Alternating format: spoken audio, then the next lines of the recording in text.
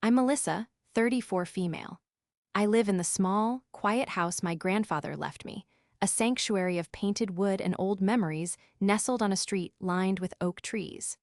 For the last 5 years, I've shared it with my husband, Leo, while building my career as a senior marketing consultant.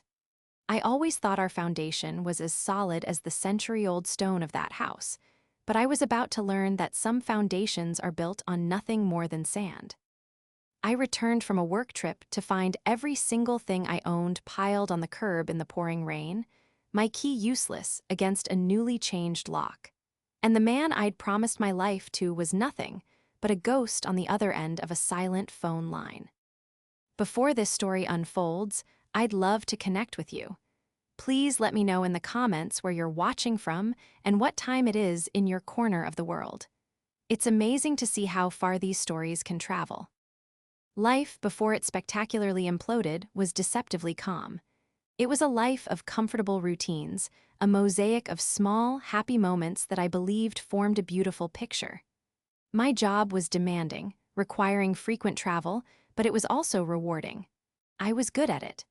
The success I'd found allowed us a comfortable life, a fact that seemed to be a source of both pride and quiet resentment for Leo.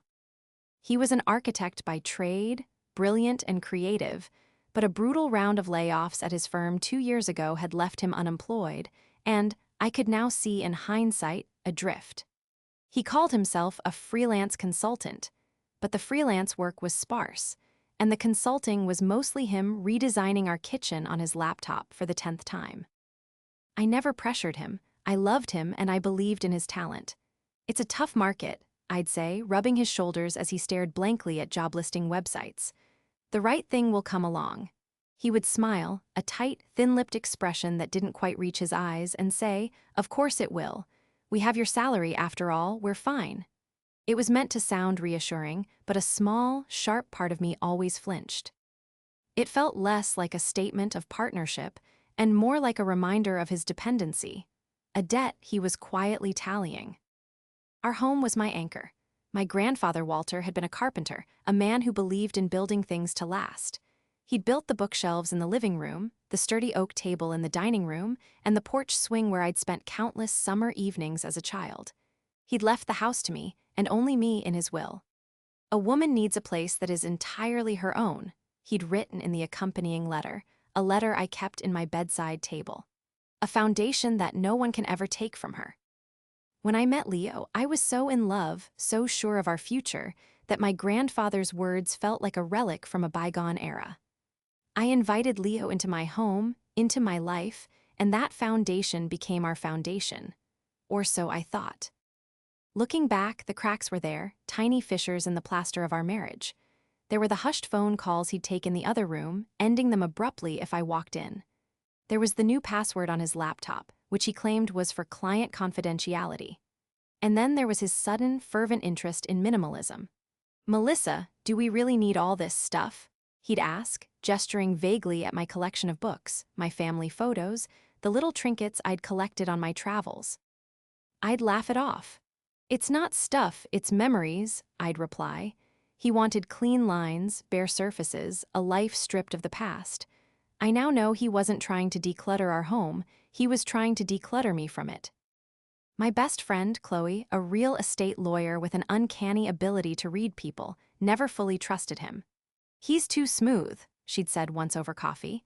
"It's like he's always performing." I defended him, of course. I told her she was being cynical, that she just didn't see the sensitive, creative man I knew. Chloe, ever loyal, dropped it, but I would sometimes catch her watching him with a shrewd, analytical gaze that made me uncomfortable. The work trip that preceded the disaster was a big one, a week-long conference in Chicago where I was the keynote speaker for a major product launch. It was the culmination of 6 months of hard work. Leo was incredibly supportive, almost theatrically so. He helped me pack, triple-checking my itinerary and telling me how proud he was. "Go knock 'em dead, superstar," he said, kissing me at the airport. "Don't worry about a thing here. I'll hold down the fort." It was the perfect performance of a loving, supportive husband, the final act in his long-running play. That evening, before my big presentation, he sent me a text. "Thinking of you, can't wait for you to be home." I remember smiling at my phone, feeling a warm rush of love and gratitude. I thought about my grandfather's letter, about his old-fashioned advice. How wrong he was. I thought, I had my foundation, and I had my partner to share it with. I was safe. The concept of what was to come was so alien, so utterly impossible, that it didn't even exist in the farthest corners of my imagination. Life was good, my marriage was strong, and my home was waiting for me. Every single one of those beliefs was a carefully constructed lie. The Chicago conference was a resounding success. My keynote speech was met with a standing ovation, and our product launch generated an immediate positive buzz in the industry. I spent the week in a whirlwind of meetings, networking events, and celebratory dinners, feeling a deep sense of professional accomplishment. Each night, I'd call Leo. The calls were brief. He always seemed busy, his voice slightly distant. Just tidying up, he'd say, or working on a design concept. I attributed it to a bad connection, to the fatigue of a long week. I was so wrapped up in my own success that I didn't register the hollowness in his tone. I wanted to believe everything was normal, so I did. My flight home was scheduled for Friday evening. As the week wrapped up, a potent mix of exhaustion and excitement settled over me. I was proud of what my team and I had achieved, but I was desperate for the comfort of my own home. I yearned to trade my tailored business suits for sweatpants, to swap sterile hotel rooms for the familiar scent of old books and lemon polish in my living room. I wanted to curl up on the couch with Leo, our dog Gus snoring at my feet, and tell him all about my week. I pictured his smile, the way he'd listen intently, making me feel like the most important person in the world. The weather in Chicago was gray and blustery, a fitting reflection of my weariness. As my plane began its descent toward my home city, the sky outside my window darkened from a bruised purple to a menacing black. The pilot's voice crackled over the intercom, announcing our approach and warning of a severe thunderstorm that had just rolled into the area. I looked out and saw flashes of lightning illuminating the dense cloud cover below. A little turbulence wouldn't dampen my spirits. I was almost home. Stepping out of the airport terminal was like walking into a wall of water. The rain was torrential, coming down in thick, wind-driven sheets that felt biblical in their intensity. Taxis were scarce, and I had to wait for 20 minutes under a crowded awning, clutching my suitcase and laptop bag before finally securing a cab. The driver, a kind man with a weary face, shook his head as I gave him my address. "Nasty night," he grumbled, squinting through the furiously swishing windshield wipers. "A whole city's flooding." The drive that should have taken 30 minutes stretched into an hour. The streets were slick and treacherous, with massive puddles forming at every intersection. The rhythmic thump-thump of the wipers and the drumming of rain on the car roof created a hypnotic, cocooning sound. I leaned my head against the cool glass of the window, watching the city lights blur into abstract streaks of color. I texted Leo. "Landed, on my way home. The weather is crazy. See you soon. Zoxo." The message sent, but I received no immediate reply. I figured he was probably asleep, or maybe didn't hear his phone over the storm. As we finally turned off the main road and onto my quiet, residential street, a sense of unease began to prickle at the edges of my contentment. The streetlights cast a watery, orange glow, and I could see that the gutters were overflowing, creating small rivers along the curbs. My heart beat a little faster with anticipation. Home, just a few more houses. And then I saw it. At first, my brain refused to process the image. Through the rain-streaked window, under the flickering glow of the streetlight directly in front of my house, was a pile. A large, misshapen heap of something on the lawn, right by the curb. It looked like trash. My initial thought was that a neighbor had put out a massive amount of garbage and the storm had scattered it. But as the taxi crawled closer, my stomach lurched.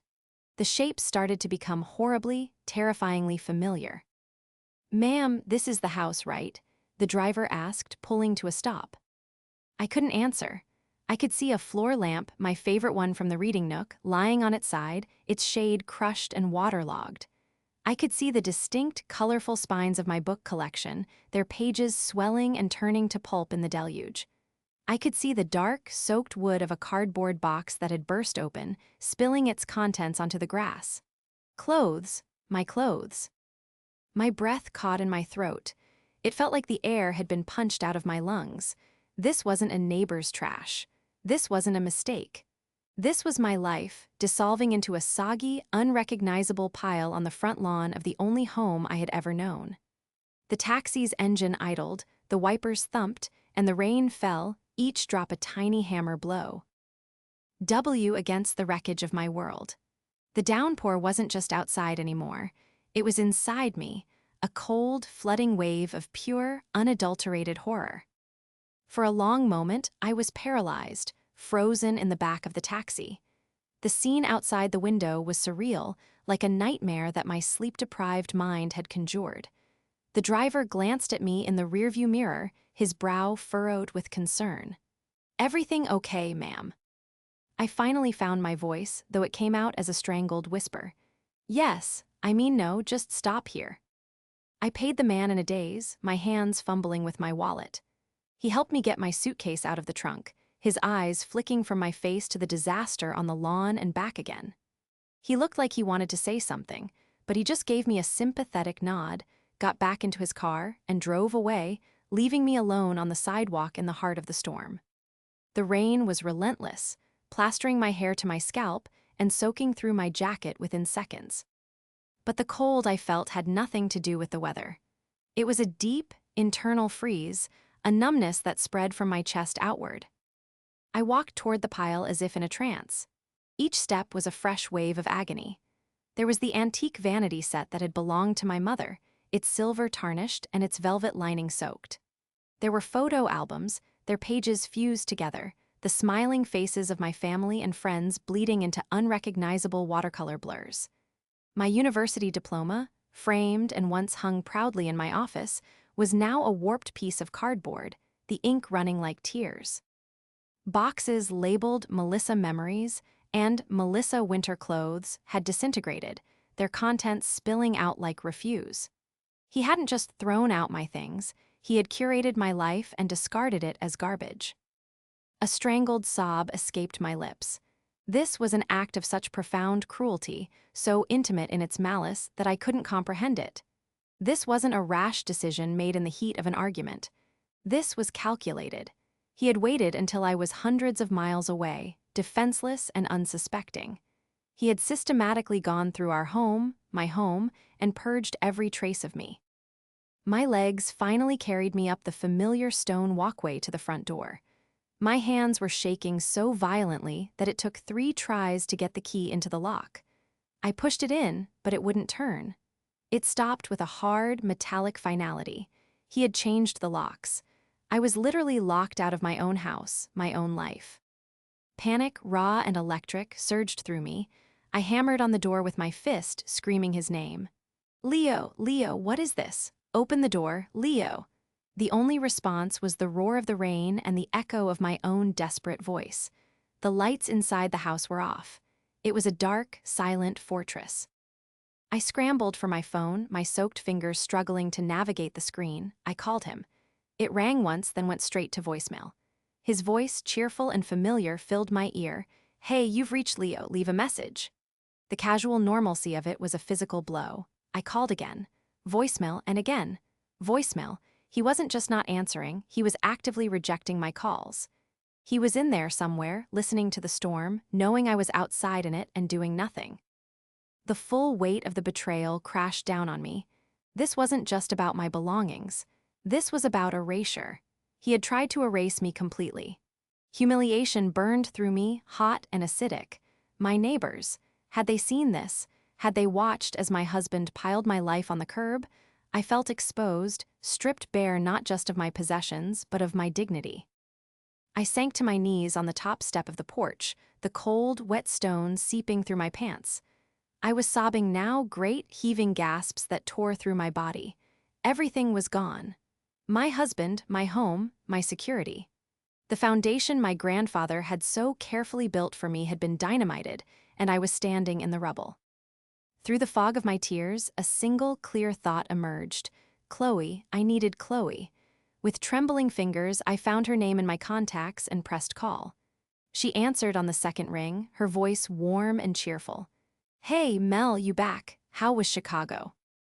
I opened my mouth to answer, but all that came out was a broken, choked sound. Mel, her tone shifted instantly from cheerful to alarmed. Melissa, what's wrong? Where are you? I'm home, I managed to whisper, the words barely audible over the storm.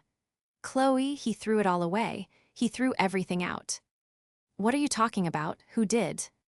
Leo, I cried, the name tasting like poison. He changed the locks. Everything is on the lawn in the rain. Chloe, I don't know what to do. There was a moment of stunned silence on the other end of the line. Then, Chloe's voice returned, but it was different. The warmth was gone, replaced by a steely, cold fury. Don't move, she said, her tone leaving. No room for argument. Don't call him again. Don't do anything. I'm on my way. Chloe arrived in less than 15 minutes, her car screeching to a halt at the curb.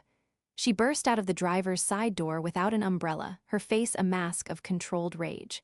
She took in the scene, me, a shivering wreck on the porch, and the tragic pile of my life on the lawn, and her eyes narrowed into dangerous slits. She didn't waste a second on platitudes or shock. She was all action. She marched up the steps, wrapped her arm around my shoulders, and pulled me to my feet. Come on, she said, her voice firm but gentle. Let's get you out of here. You're not spending another second in this rain. She guided my numb body to her car, opened the passenger door, and practically bundled me inside. She blasted the heat, then ran back to my suitcase, heaving it into her backseat before getting in beside me. She handed me a spare blanket she kept in the back. As I wrapped it around myself, my shivering slowly began to subside, replaced by a deep, aching sorrow. We drove in silence to her apartment, a sleek, modern condo in the city center that felt like it was on a different planet from my cozy, violated home. Once inside, she drew a hot bath for me, gave me a set of her softest pajamas, and made me a cup of tea so strong it could have stripped paint. As I sat on her couch, swaddled in another blanket, the adrenaline finally began to wear off, leaving me feeling hollowed out and fragile. Chloe sat opposite me, her expression grim. She let me cry for a few minutes, then she leaned forward, her lawyer mode fully engaged. Okay, Melissa, she began, her voice calm and measured. I know this is incredibly hard, but I need you to focus. We have to be smart about this. First, and this is the most important question I will ever ask you, the house. Whose name is on the deed? I looked up, my vision blurry with tears. Mine, I whispered, only mine. I explained how my grandfather, Walter, had left it to me in his will, years before Leo and I were even married. The transfer was a direct inheritance. Leo's name was on the utility bills, the cable account, but never on the deed. He'd brought it up once, casually, a year after we were married, suggesting it would be easier for banking purposes if he were a co-owner. I'd felt a strange flicker of unease and told him I wasn't comfortable changing my grandfather's legacy. He had dropped it, smiling, but I remember a fleeting coldness in his eyes. A slow, predatory smile spread across Chloe's face. It was the smile she got right before she decimated an opposing counsel in court. Oh, Leo, she murmured. You stupid, stupid man. What does it mean? I asked, a tiny spark of hope igniting in my chest. It means everything, she said, her energy shifting from comforting friend to formidable attorney. It means that is your house, not his, not our house. Yours. He is, at best, a long-term tenant with no lease. What he did tonight isn't just a monstrous act of cruelty, it's an illegal eviction. He has broken several laws, and he has absolutely no legal right to be in that property without you. The relief that washed over me was so powerful it almost made me dizzy. So I can get him out. Get him out, Chloe laughed, a short, sharp sound devoid of humor. Melissa, we are going to have him legally and formally ejected from your property so fast his head will spin. But first, we gather our ammunition. Do not contact him. Not a text, not a call, not an email. Nothing. Let him think you're broken and defeated. We work in the shadows. For the next 2 hours, Chloe's apartment became a war room. She had me forward the email from my lawyer from years ago confirming the title transfer. She had me take pictures of my soaked, ruined belongings with my phone, telling me to be meticulous. Then, While she started researching the specifics of illegal eviction statutes in our state, she pointed me to her laptop. "Log into your shared bank accounts," she instructed. "Credit cards, checking, everything. See what he's been spending money on. Look for anything unusual." With a sense of dread, I logged in. The joint checking account was lower than it should have been. I scrolled through the transactions, and there it was. A charge from 2 days ago at a high-end jewelry store for nearly $3,000. A purchase I had certainly never seen. Then there were dozens of other charges from the past few months. Expensive dinners at restaurants I'd never been to, tickets to concerts, and a recurring monthly charge to a yoga studio. And then I saw a name on a series of money transfers: Amber. My fingers flew across the keyboard, typing the name into a social media search bar. It took less than a minute. Her profile was public. Amber, 26, a yoga enthusiast and lifestyle creator, according to her bio. The profile picture was of a bright, bubbly blonde. I clicked through her photos. My blood ran cold. There she was, practicing a yoga pose in my garden with my prize-winning roses in the background. There she was, sipping coffee from my favorite mug on my back porch. There she was, wearing a delicate new diamond necklace, the one from the jewelry store, no doubt smiling coquettishly at the camera. And then, the final, devastating blow. A picture posted just 5 hours ago. It was of her and Leo clinking champagne glasses in my living room.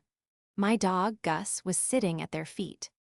The caption read, "New beginnings with the man who gives me everything. #love new home blessed." He hadn't just replaced me.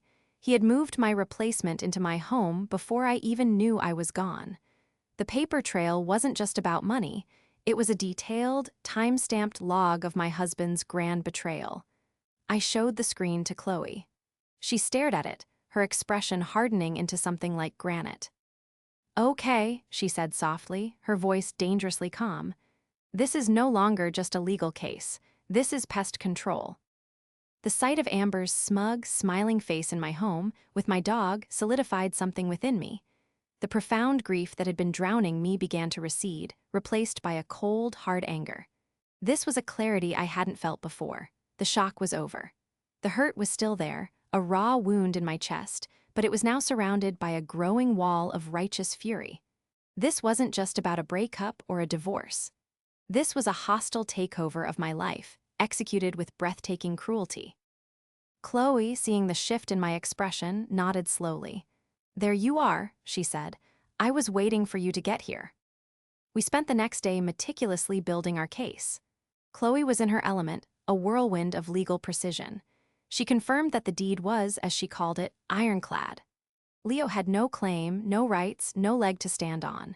Because we were married, he had residency rights, but his actions, changing the locks and destroying my property, had nullified them. He had performed a constructive eviction, a textbook case of illegally forcing a resident out. "The law is 100% on your side," Chloe explained, pacing in her living room with her phone pressed to her ear as she consulted with a colleague. "We can get a court order to have him removed. It'll take a few days, maybe a week." A week, the thought of that woman sleeping in my bed, eating at my grandfather's table, for another week was intolerable. "No," I said, my voice firm. "That's not good enough. I don't want to ask a court for permission to enter my own home. There has to be a faster way." Chloe ended her call and looked at me. "There is," she said carefully. "It's more direct. We can treat it as a matter of trespassing. We arrange for a police escort, a civil standby to keep the peace. You, as the sole legal owner of the property, inform him that his tenancy is terminated effective immediately due to his illegal actions and that he must vacate. The police can't force him out without a court order, but their presence ensures he can't get violent or refuse you entry. And once you're inside, you can have a locksmith change the locks right back." A slow smile spread across my face. It felt right. It was clean, immediate, and powerful. It wasn't about seeking permission, it was about asserting a fact. The house was mine. That's when I truly understood my grandfather's gift. Walter hadn't just left me a building of wood and nails. He had given me independence. He had given me a fortress. He had foreseen, with a wisdom I was only now beginning to appreciate, that a person needs a place in the world that is theirs alone, a sanctuary that cannot be threatened by the whims or betrayals of others. Leo had taken that sanctuary and tried to turn it into a weapon against me. The ultimate justice would be to use my grandfather's gift to reclaim my life. The plan began to form, not just as a legal strategy, but as a piece of poetic justice. "I don't just want him out, Chloe," I said, my voice low. "I want him to feel exactly what I felt, the shock, the humiliation, the sudden, gut-wrenching realization that your world has just collapsed." "What are you thinking?" she asked, her eyes gleaming with anticipation. "He did this while I was gone, while he knew I was helpless," I said. "We're going to do this while he's there, at his most comfortable and arrogant. He thinks he won. He's celebrating his new beginning with his little girlfriend in my house. We're not going to knock politely. We are going to arrive with the full weight of the law and dismantle his new life in front of his eyes." The plan was simple but devastatingly effective. Step 1 was documentation. We already had the photos of my ruined belongings and the screenshots of Amber's social media posts. Chloe drafted a formal notice of tenancy termination, citing the illegal eviction and destruction of property. Step 2 was assembly. Chloe would arrange for the civil standby, citing a volatile domestic situation and a property owner needing to secure her asset from a trespasser. I would hire the most efficient locksmith in the city. Step 3 was execution. We would choose our moment perfectly. Not at night, not on a weekend. A weekday morning. A time when the world is moving on as normal. A time when they would be feeling secure, perhaps having breakfast in my kitchen, planning their day in my home. I felt a surge of power that had nothing to do with revenge. It was about restoration. Restoring my home, my dignity, my name. My grandfather had given me the key to my own life, and Leo had foolishly thought he could just change the lock. He forgot that I was the one who held the deed. The house itself, the physical proof of my ownership, was the ultimate tool for justice. Grandfather Walter's final gift wasn't just the house, it was the means to protect myself, and I was about to use it. The thought of Leo's smug face when he opened the door not to a delivery person, but to his entire world being legally dismantled, was the only thing that kept the tears at bay.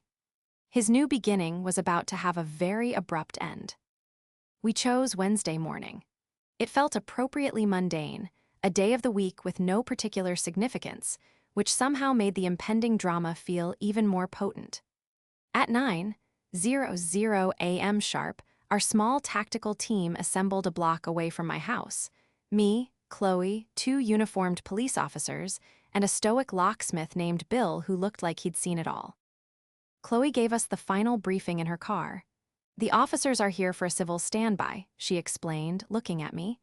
"Their job is to prevent a breach of the peace. They are not here to physically remove Leo. You, Melissa, are the homeowner. You will state clearly that he is trespassing and needs to leave. I will handle the legal explanations." "Bill," she said, turning to the locksmith, "you change the locks the second we have secured the interior. Let's go." My heart was hammering against my ribs, a frantic drumbeat of anxiety and vindication. I was terrified, but I was also filled with a cold, resolute calm. As we walked down the sidewalk toward my house, I felt my grandfather's presence, as if his steady, calloused hand was on my shoulder. The house looked peaceful. Deceptively so. There was a car in the driveway I didn't recognize, a flashy, white convertible that had Amber written all over it. The curtains in the living room were drawn. They were definitely home. We walked up the stone path, our footsteps sounding unnaturally loud in the quiet morning air.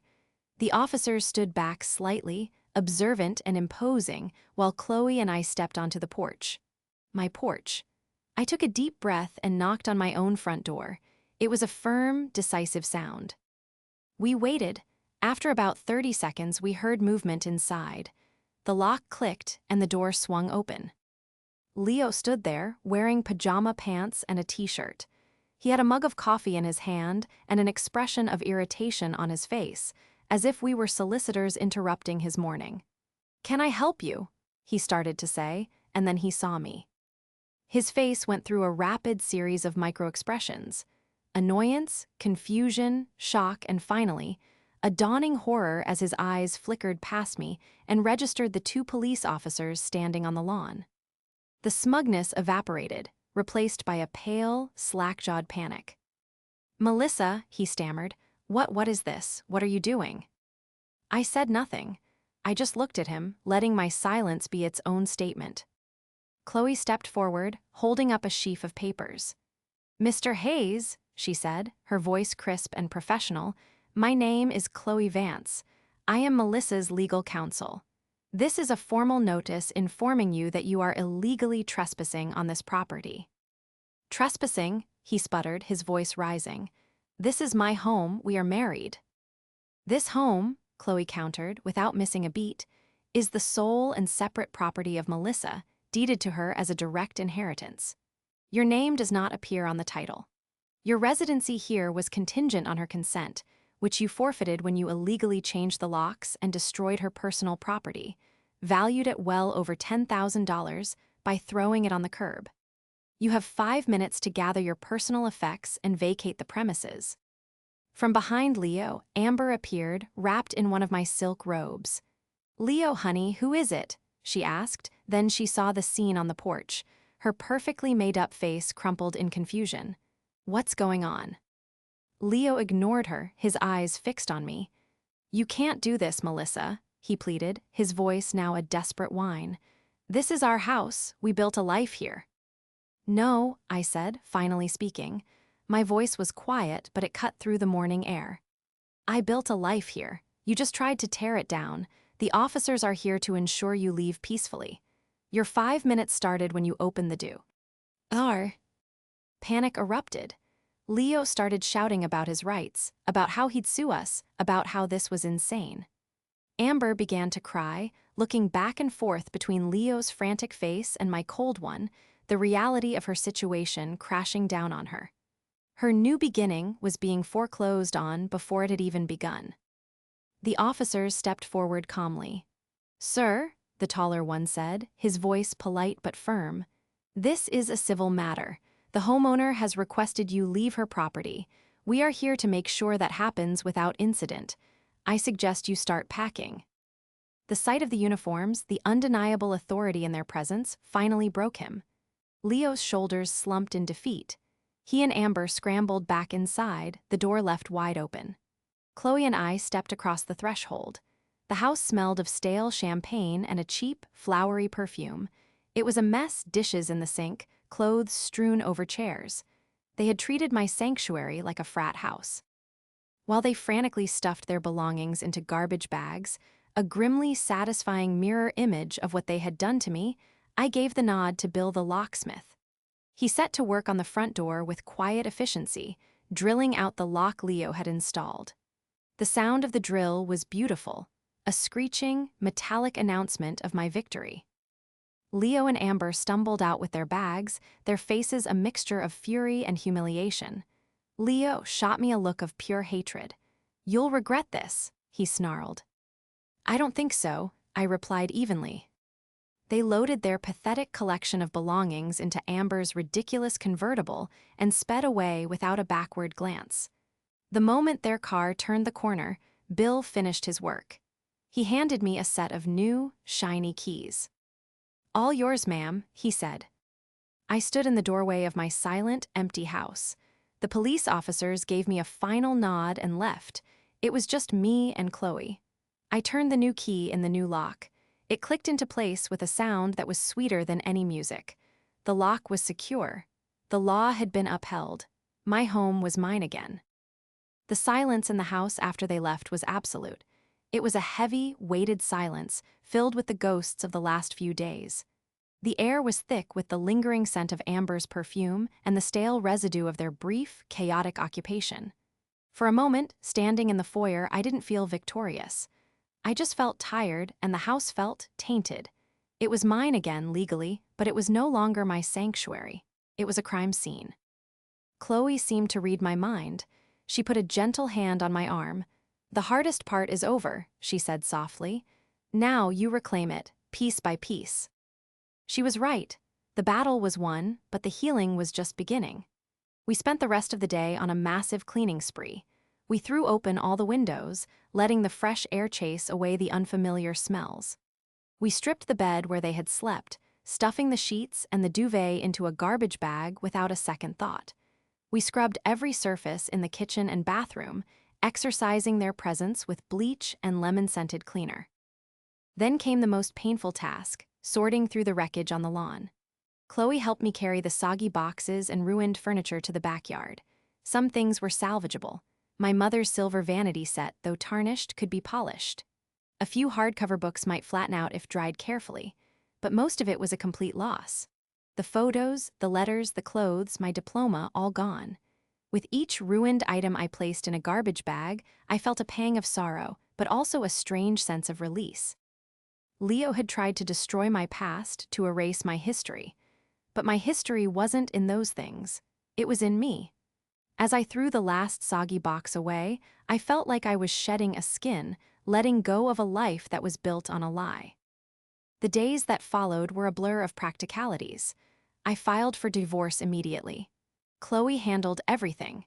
Given the circumstances, Leo's unemployment, his infidelity, and the illegal eviction, the proceedings were swift and brutal for him. The house was non-marital property, untouchable. He had no claim to my income or my assets.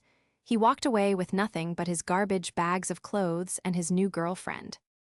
The last I heard, they were living in a cramped apartment above a laundromat, the white convertible long gone. The news of what he had done spread like wildfire through our old social circle. He wasn't just divorced, he was a pariah. Slowly, painfully, I began to rebuild. I had the entire house professionally repainted, choosing a palette of warm, calming colors. I bought a new couch, a new bed, a new floor lamp for my reading nook. I didn't try to replicate what I had lost. Instead, I created something new, a space that was entirely a reflection of me now. I went to a local shelter and adopted a scruffy terrier mix, a friend for my dog Gus, who had been confused and lawn. Ely since Leo's departure. The house began to fill with new sounds, the click-clack of 2 sets of paws on the hardwood floors, the happy chaos of toys being squeaked. About 6 months after that horrible night, Chloe came over for dinner. We sat on the back porch, sipping wine and watching the sunset paint the sky in shades of pink and orange. The garden was in full bloom, my roses more vibrant than ever. The house behind us was quiet, clean, and peaceful. It finally felt like home again, not the home I had shared with Leo, but something better, stronger. It was my foundation, solid and unbreakable. You know, I said, swirling the wine in my glass, for a long time I was so angry. I wanted him to suffer as much as I did. He did, Chloe said simply. He lost everything because of his own greed and cruelty. That's a prison of his own making. She was right. My revenge wasn't loud or explosive. It was quiet and total. It was the justice of the law, the strength of a true friendship, and the enduring wisdom of a grandfather who knew that the most valuable thing a person can have is a place to call their own. I looked around at my beautiful, peaceful home, filled with light and love, and I felt a profound sense of gratitude. Leo hadn't destroyed my life. He had, in his own terrible way, liberated me from the lie I was living. He had cleared the path for me to find a new beginning on my own terms. I had lost a husband and a collection of possessions, but I had gained myself. It was a clean slate, and the future was all mine to write.